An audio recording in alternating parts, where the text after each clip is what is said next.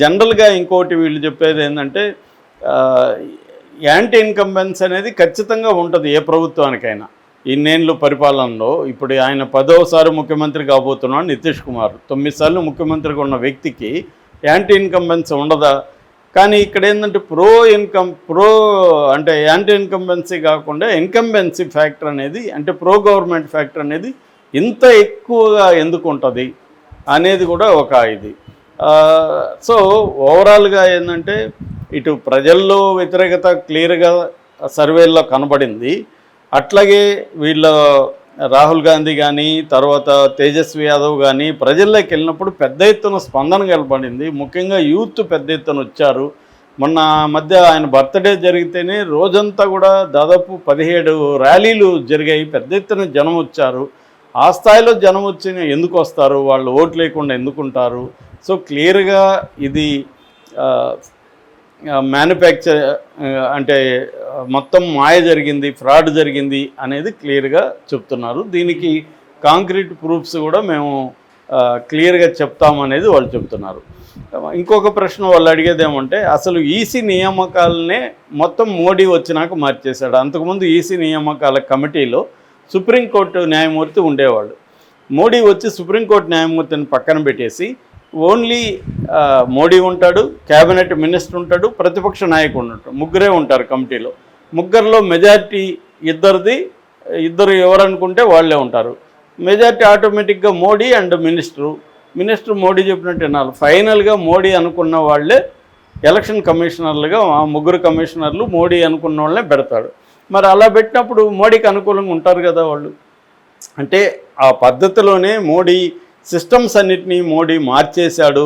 Democratic సిస్టమ్స్గా ఉన్న వాటిని ఒక అటానమస్ బాడీస్ అన్నిటినీ కూడా తన కంట్రోల్లో తెచ్చుకున్నాడు. సిబిఐ దగ్గర నుంచి లెఫ్టినెంట్ గవర్నర్ల దగ్గర నుంచి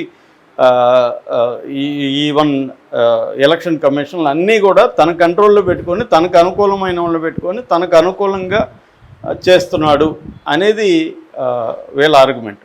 దానికి కౌంటర్ ఆర్గ్యుమెంట్ ఏంటంటే, మనం పర్సంటేజ్లు అలా చూడకూడదు, యావరేజ్లో ఒక సీటుకి ఎంత పర్సంటేజ్ వచ్చింది చూడాలి. ఆ రకంగా చూసుకున్నప్పుడు ఆర్జేడీ పోటీ చేసింది ఎక్కువ సీట్లు చేయలేదు కాబట్టి ఆర్జేడీ పోటీ చేసిందే 143 సీట్లు.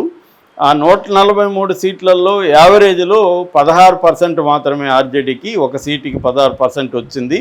అలా చూడాలి. బీజేపీకి ఏమో సీటుకి బీజేపీ 101 సీట్లు పోటీ చేస్తే దానికి 89 వచ్చాయి కాబట్టి సీటుకి 19% వచ్చింది.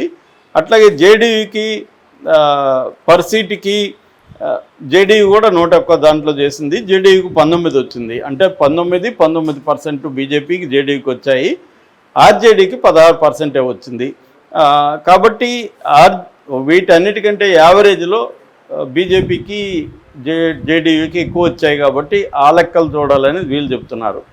సో అయితే కొన్ని కాంక్రీట్ ఆరోపణలకి మాత్రం సమాధానాలు లేదు. రెండోది వీళ్ళ వాదన ఏంటంటే, బీజేపీ సపోర్ట్ చేసేవాళ్ళు అట్లా అనుకుంటే వేరే లాస్ట్ టైము సొంతంగానే బీజేపీ మెజారిటీ తెచ్చుకునేది కదా, చాలా చోట్ల ఎందుకు ఓడిపోయింది, తమిళనాడులో ఎందుకు ఓడిపోయింది, లేకపోతే వెస్ట్ బెంగాల్లో ఎందుకు ఓడిపోయింది, కర్ణాటకలో ఎందుకు ఓడిపోయింది, తెలంగాణలో ఇంకా ఎక్కువ సీట్లు వచ్చాయి కదా వాళ్ళు చేయాలంటే అనేది వాళ్ళ ఆర్గ్యుమెంటు.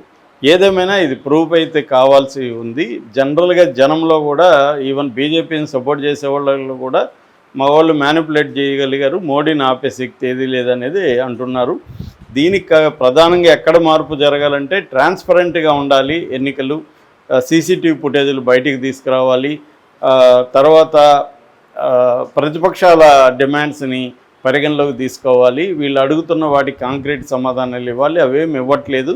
అసలు ఈసీలో నియామకమే ట్రాన్స్పరెంట్గా ఉండాలి, అది మోడీ కంట్రోల్లో ఉండకూడదు. కాబట్టి ఈసీని రద్దు చేయాలి, బీహార్ ఎన్నికలు రద్దు చేయాలి అన్న డిమాండ్ అయితే దేశవ్యాప్తంగా పెరుగుతూ ఉంది.